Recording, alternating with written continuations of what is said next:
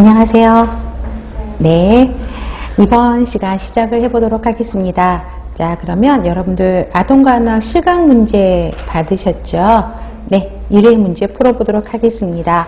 자, 여러분 문제 보고 좀 어떠셨어요? 되게 많다. 뭐 이런 생각 안 드셨어요? 그렇죠?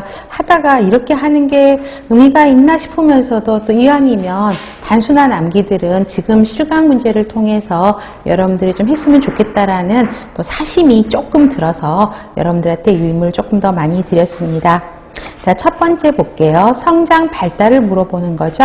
그러면 가로 1번 생리적인 증가다. 세포 중식 분화 과정을 통해서 수가 크기가 증가하는 양적 변화를 물어보는 거죠. 그렇기 때문에 이거는 성장에 해당하는 말이고요.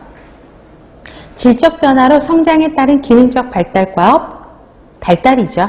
그 다음에 신체 성장이 빠른 시기, 가장 빠른 것도 태아기고요. 제1급성장기가 영아기에 해당하죠.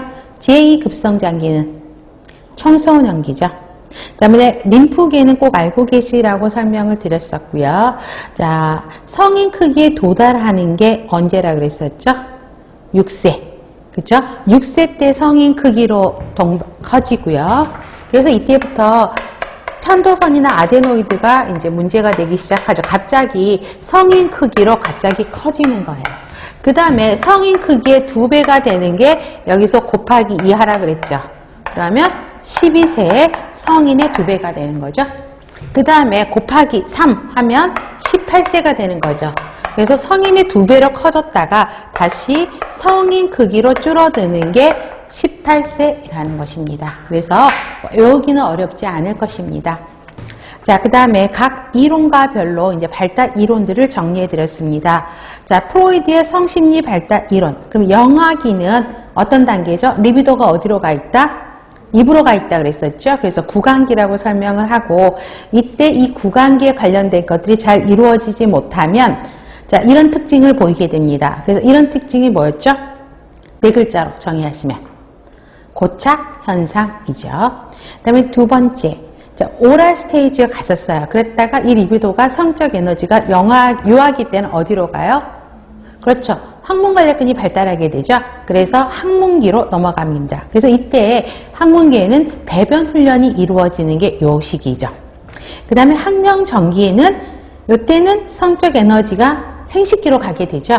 그래서 성적 변화를 서서히 느끼게 되게 되죠. 그래서 적절한 성 역할을 습득을 하는데 어떤 부모하고 동일시가 이루어지죠? 동성 부모일까요? 이성 부모일까요? 동성 부모죠. 그래서 여아애들은 엄마를 따라하고 남아애들은 아빠를 따라하면서 그런 동성 부모하고 동일시를 통해서 성 역할을 습득하게 됩니다. 학령기는 학교 들어가면 바쁘다 그랬죠. 그래서 남근기에 있던 성에 관심이 조금 줄어들어요. 그래서 잠복기라고 설명을 하고 있고요. 청소년기는 2차 성징이 나타나면서 생식기라고 하고 있습니다. 다음에 에릭슨의 사회심리 발달 이론 보면 요거는 머스로 정리 꼭 해야 된다 그랬었죠.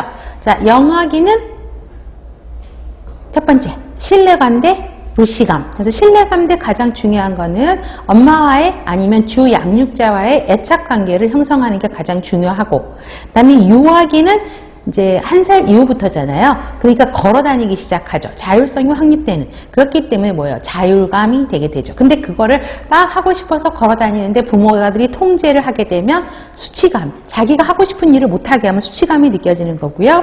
학년 정의는 상상력이 굉장히 풍부하게 발달하게 되죠. 그래서 내가 한다라는, 내가 할게. 그죠?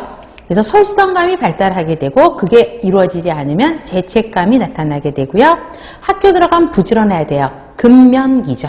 근데 근면감이에요. 그런데 근면감이 하지 못하고 부모의 기대가 너무 크거나 또 아동이 그 부모의 기대를 충족하지 못했어요. 그러면 열등감을 느끼게 되고요. 청소년기는 성적 정체감 대 역할 혼돈이 일어나는 것입니다. 4번 피아제 인지발달 이론입니다. 감각운동기는 2세까지를 이야기하고 2세까지 꼭 발달해야 되는 게 뭐였어요? 대상, 연속성의 개념이죠. 대상이 있다라는 거, 눈앞에 보이지 않아도 대상이 존재한다라는 걸 알죠. 그래서 여러분 보세요. 엄마하고 애착관계가 잘 형성이 됐어.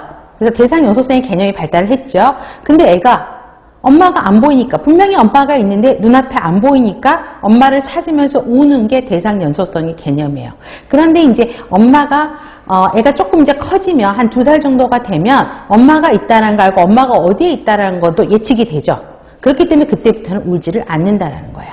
그래서 대상 연소성의 개념이 발달하게 되고 조작하기 전이에요. 그렇죠? 그렇기 때문에 전조작기는 2에서 7세. 그래서 전조작기는 2계지로 나눠지죠.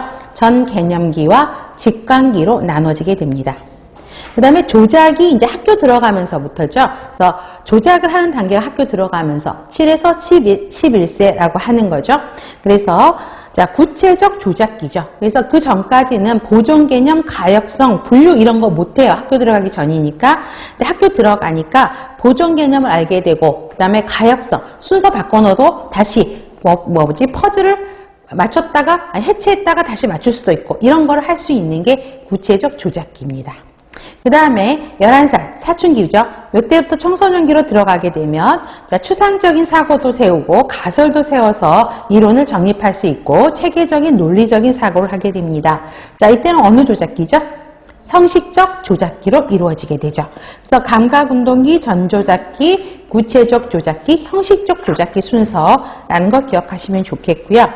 다음 5번 콜버그의 도덕 발달 이론이죠. 도덕성 발달 이론을 콜버그가 세웠는데 자, 인습이라는 게 도덕을 안다라는 거예요. 근데 인습 전이니까 도덕을 알기 전이죠. 도덕이라는 개념을 잘 몰라. 그래서 각각의 세 수준으로 나눠지면서 각각의 2단계로 나눠진다라고 설명을 드렸죠.